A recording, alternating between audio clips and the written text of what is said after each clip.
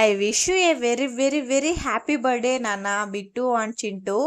ఈరోజైతే bit and Chintu బర్త్డేనండి.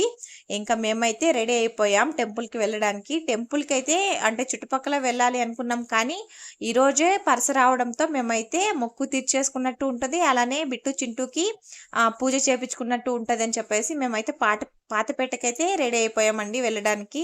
ఇంకా ఇదే రోజు పరస అనమాట, పాతపేటలో పరస, మా అమ్మ వాళ్ళ ఊరు పక్కన పాతపేట పరస, అలానే బర్త్డే కూడా. రెండు ఫంక్షన్లు ఒకేసారి వచ్చేస్తాయి.